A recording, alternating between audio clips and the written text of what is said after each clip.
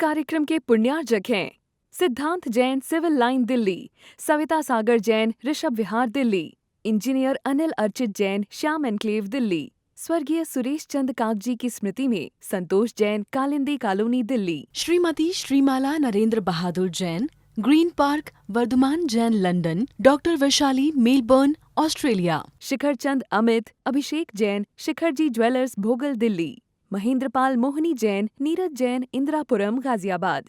वंदितु सौविसिद्धे ध्रुवे मचल मनोभवं गदिं पते बोच्छामि समय पाहुड मृणमो सुध केवली भणिदम्। त्रिकालवर्ती पंचपरमेष्ठी भगवंतों को, त्रिकालवर्ती सभी तीर्थंकर परमात्माओं को नमन और वंदन। आचार्य कुंद देव और उनके टीकाकारों को नमन और वंदन। समयसार ग्रंथादि राज की मार्मिक चर्चा कर्ता कर्म अधिकार के माध्यम से चल रही है। कर्ता कर्म नाम का अधिकार एकमात्र समयसार ग्रंथ में भी उपलब्ध होता है। समयसार ग्रंथ के अलावा और कहीं कर्ता कर्म अधिकार की चर्चा प्राप्त नहीं होती है। पर का कर्ता भोक्ता कोई भी जीव नहीं है। अज्ञानी अज्ञान में भाव और ज्ञानी ज्ञान में भाव का कर्ता होता है। यह बात विस्तार से समय सार में समझाई जा रही है। आज 97 नंबर गाथा प्रारंभ होने जा रही है और कर्तृत्व बुद्धि का मूल अज्ञान है। ये बात 87 गाथा से लेकर के 96 गाथाओं तक विविध प्रकार से और विविध युक्तियों के द्वारा समझाई गई है। क्योंकि अज्ञान जरूर है अनादिकाल का, पर अज्ञान का मूल कर्तृत्व बुद्धि है। और जहाँ कर्ता बुद्धि होती है वहीं भोक्ता बुद्धि पाई जाती है। और जो दोनों बुद्धियाँ जब मिल जाती हैं तो वहाँ अज्ञान कहते हैं फलता फूलता रहता है। 97 गाथा में आचार्य कुंद देव कहते हैं कि ज्ञान से पर कर्तृत्व बुद्धि का नाश होता है। हमारे पास एक ज्ञान ही एक ऐसी अद्भुत चीज़ है जिसके बल पर हम सारी मिथ्या विधियों का अंत कर सकते हैं। गाथा इस प्रकार है। ए देन दुसो कत्ता आदाने चय विदुहि परि कहि दो एवं खलु सो जानदी सो मुंचदि सविकतित्तम। देखिए धीरे धीरे गाथा को पढ़ते हैं। ए देण दू सो कत्ता आदा निश्चय विदुहिम परि कह दो एवं खलु जो जानदी सो मुंचदी सव कत्तितम। फिर से लय के साथ पढ़ते हैं। ए देण दुसो कत्ता आदाने चय विदुहि परि कहि दो एवं खलु जो जानदी सो मुंचदी सविकतित्तम। इस गाथा का हिंदी में अनुवाद देखते हैं। बस इस तरह करता कहे परमार्थ ज्ञाय के आत्मा जो जानते यह तत्व वे छोड़े सकल करतापना। इस गाथा का मूल अर्थ भी समझिए। इसलिए निश्चय के जानने वाले ज्ञानियों ने उस आत्मा को कर्ता कहा है। ऐसा जो निश्चय से जानता है वह ज्ञानी होता हुआ सर्व कर्तृत्व को छोड़ देता है। देखो परमार्थ के जानने वाले ज्ञानी होते हैं। जो परमार्थ को नहीं जानता है, मात्र व्यवहार को जानता है, उसे आगम में ज्ञानी नहीं कहा। परमार्थ सहित ज्ञानी जी व्यवहार के ज्ञाता होते हैं, पर अकेले व्यवहार को जाने और परमार्थ को ना जाने उसे ज्ञानी की संज्ञा आगम में नहीं दी जाती है। तो ज्ञान से कर्तृत्व का नाश होता है और अज्ञान से कर्तृत्व के भाव का पोषण होता है। भावार्थ बहुत बढ़िया लिखा है जो समझने योग्य है। जो परद्रव्य के और परद्रव्यों के भावों के कर्तृत्व को अज्ञान जानता है वह स्वयं कहते हैं इनका कर्ता क्यों बनेगा। जिसने ज्ञान को ज्ञान जान लिया, ज्ञान को अज्ञान जान लिया है, वो अज्ञान का कर्ता हो ही नहीं सकता। यदि अज्ञानी बना रहना है तो परद्रव्य का कर्ता बनेगा। इसलिए ज्ञान होने के बाद परद्रव्य का कर्तृत्वपना कहते नहीं रहता। एक ज्ञान ही ऐसी एक अद्भुत चीज़ है जिसके बल पर हम ज्ञानी तो बनते ही बनते हैं, केवल ज्ञानी बन जाते हैं ज्ञान के बल पर ज्ञान के उदय होते ही सारी मिथ्या मान्यताएं जो होती है, मिथ्या जो हमारे परिणाम होते हैं वो छूट जाते हैं। भूल जो निकलती है वो ज्ञान के बल पर निकलती है। जब तक ये अज्ञानी रहता है भूलों में फंसा रहता है और भूलों को कहते हैं बढ़ाता रहता है। भूल समझ में नहीं आती, अज्ञानता से भूल पकड़ में नहीं आती, ज्ञान होने पर भूल पकड़ में आती है और भूल निकल जाती है। तो टीका के आधार पर चर्चा थोड़ी प्रारंभ करते हैं कि आत्मा अज्ञान के कारण पर के और अपने एकत्व का आत्मविकल्प करता है। इस कारण वह निश्चय से कर्ता प्रतिभाषित होता है। जो ऐसा जानता है वह समझ कर्तृत्व को छोड़ देता है, इसलिए निश्चय से अकर्ता प्रतिभाषित होता है।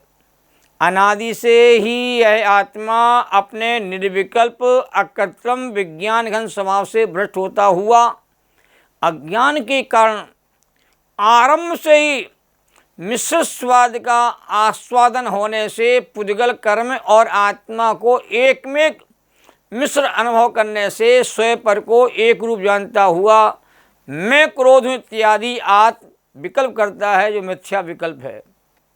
तो समाधान बड़ा मार्मिक दिया है आचार्य देव ने।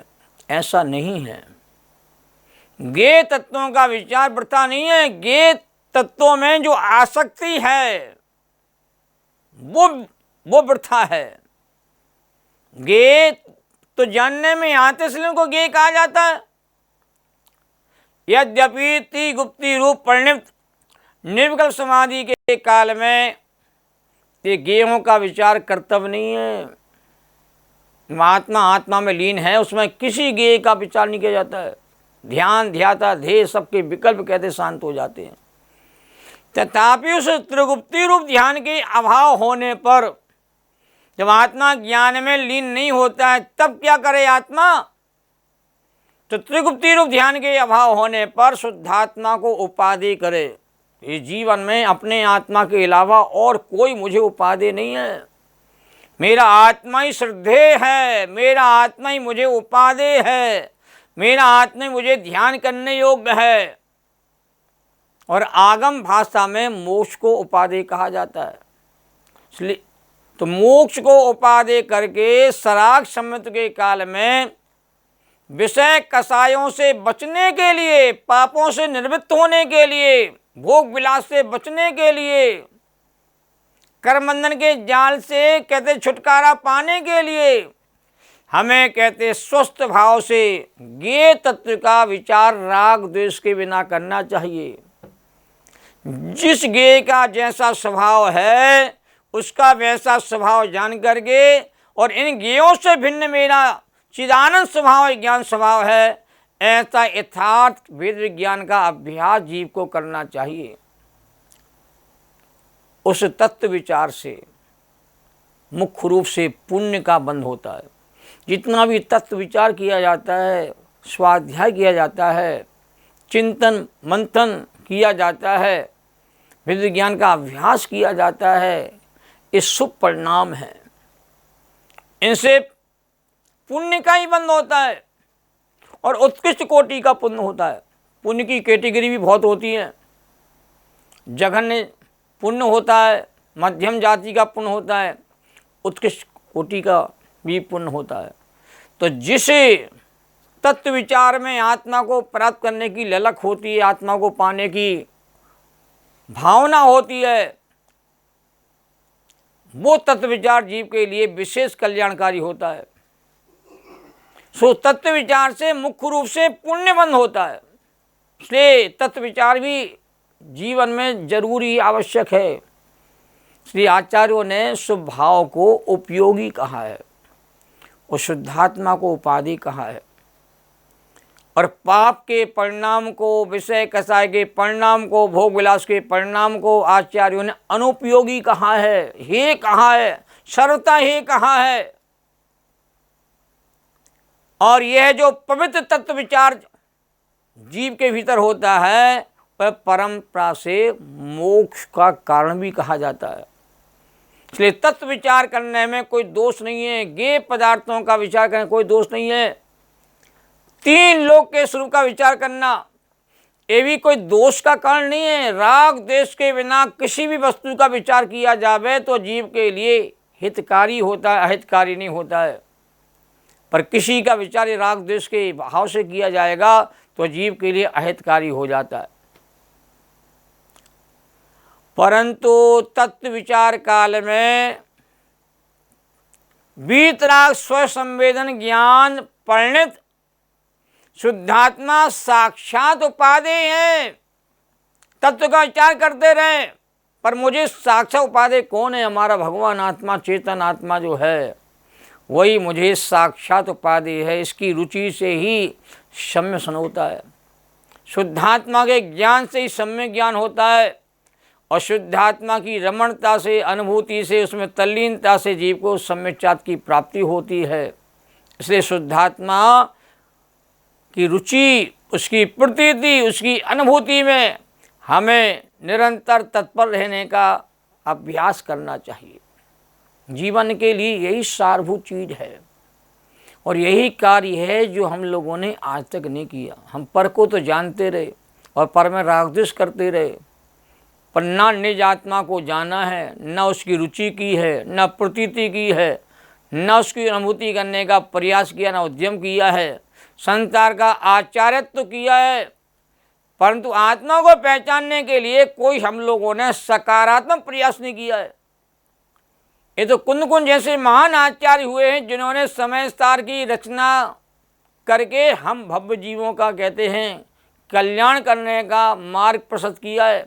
यदि कुंद नहीं होते तो तत्वों की बात को, शुद्धात्मा की बात को, आत्मा की बात को कौन समझाता, कौन बताता?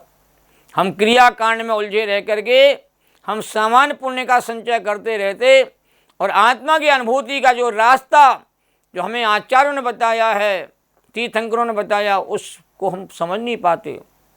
और कुंद स्वामी वो महान आचार्य जिन्हें साक्षात श्रीमंद परमात्मा का दर्शन प्राप्त हुआ था और वहाँ विदेश क्षेत्र के आगम परमागम की बात को लेकर के यहाँ पर आए और शास्त्रों के माध्यम से उस शुद्धात्मा की प्राप्ति का मार्ग सुगमता से बताने का प्रयास किया है। दृष्टि बदल जाती है, जीवन बदल जाता है, और जब तक दृष्टि नहीं बदलती है तब तक कहते जीव अज्ञानी बना रहता है। तो स्व संवेदन ज्ञान के बल पर ही यह जीव कहते अपनी आत्मा की प्राप्ति करता है। और स्व संवेदन ज्ञान दो प्रकार का कहा है, एक सराग स्व संवेदन और एक होता वीतराग स्व संवेदन। सराग स्व संवेदन तो सारे संसार के सारे प्राणियों को होता है। तो सरागी संसारी प्राणी स्व संवेदन ज्ञान उसका विषयों के सुख को, विषयों के अनुभव को, विषयों के आनंद रूप जो स्व संवेदन ज्ञान है वो सराग है, जो जीव के लिए हितकारी नहीं है। किसको विषय भोगों का कहते हैं अनुभव नहीं हुआ है, किसने विषय भोगों को भोग करके उसका आनंद नहीं लूटा है।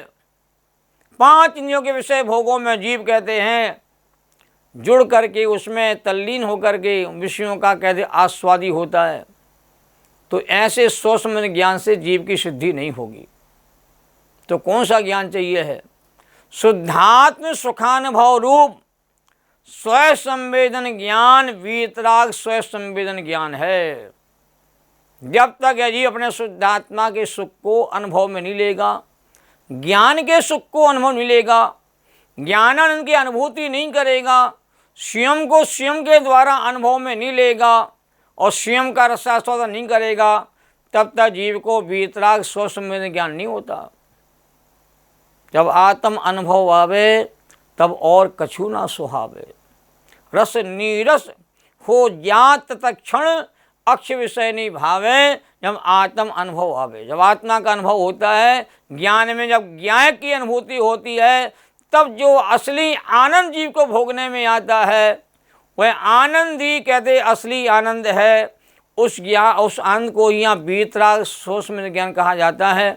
हम सब लोग विषय भोगों के आनंद को छोड़ करके और आत्मा के आनंद को पाने के लिए शुद्धात्मा की रुचि करें, उसकी प्रतीति करें, उसकी अनुभूति करें समय सार के माध्यम से। यही आज की चर्चा का सार है और यही समय सार का सार है। सहजानंदी शोध स्वरूपी अविनाशी में आत्मस्वरूप, ज्ञानानंदी पूर्ण निराकुल सदा प्रकाशित चेतन रूप, सदा प्रकाशित चेतन रूप।